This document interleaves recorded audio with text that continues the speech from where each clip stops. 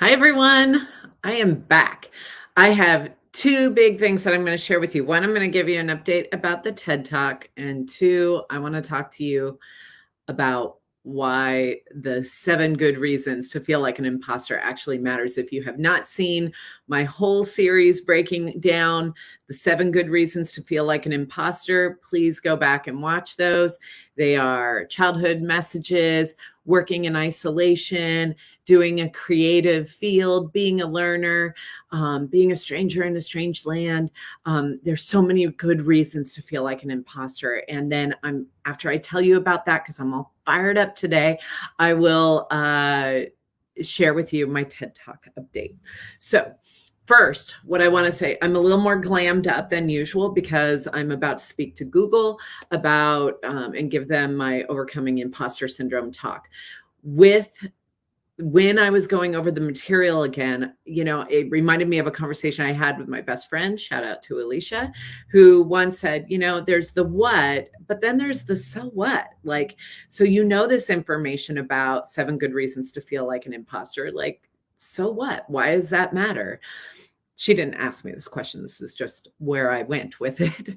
And the so what is because those reasons, messages from childhood, working alone, working in a environment that has a high value for perfectionism and is highly critical of any missteps, being the only woman in the room, being the only person of color in the room, having to create something that's never been there before, having to learn something new. All of these things are absolutely not a reflection of you, your skill set, your knowledge, your capabilities. And when you understand the 7 good reasons to feel like an imposter, you're better equipped and better able to separate what is this about me and where are my growing edges and what do I need to learn from other people. Because there's going to be a lot of people in your life who maybe doubt you, who maybe think you can't do things, but that is not yours.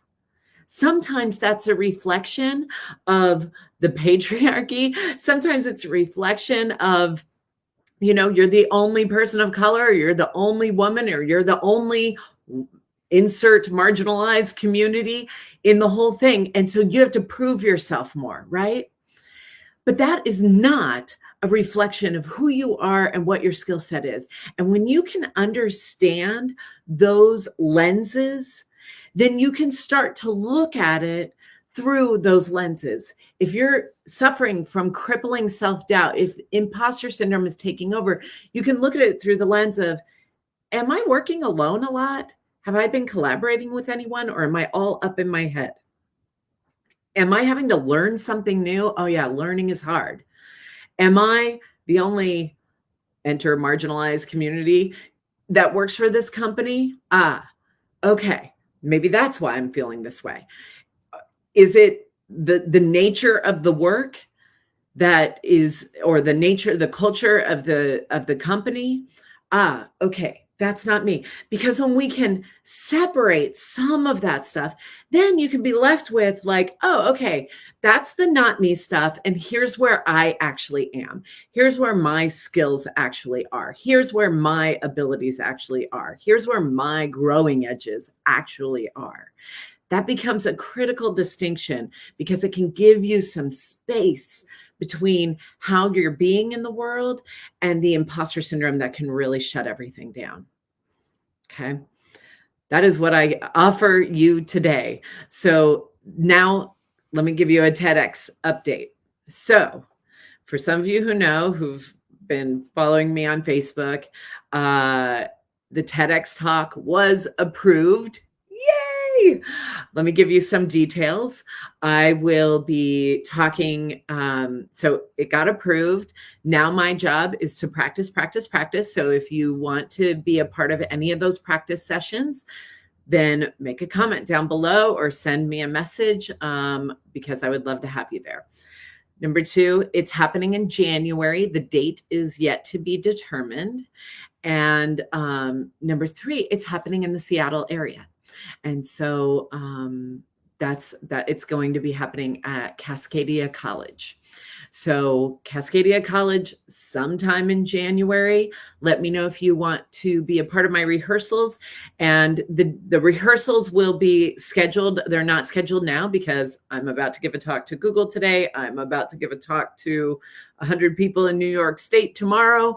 I'm trying to get through this week and make sure that I can show up powerfully for my commitments. And then I will be putting the other dates for rehearsals. And I want to be able to practice, and I want to be able to get feedback. So yes. And yes, Eric, TEDx, let's go. I am so excited. And you may be wondering, what am I going to be talking about? This is another reason why I'm fired up, is because the working title is Can Self-Doubt Lead to Confidence? Looking at how can self-doubt, how can that uncertainty be used as a tool that can help and support and guide you versus a weapon that can keep you down, keep you small, and be harmful. So that is the premise of the talk. How can self-doubt lead to confidence? And that's what I'll be talking about, which is maybe why I'm extra fired up about today, because like a lot of those self-doubts, they're not about you.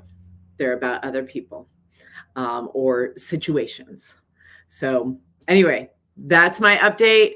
I'm going to go ahead and get ready for my talk because it's happening soon. And I look forward to seeing you next week. Again, if you want to be a part of anything, send me a message. You can send it via my website. And if you like this video or any other videos, it is always helpful for me if you like it, if you make comments, and if you share it. All right. I will see you all next week. Bye.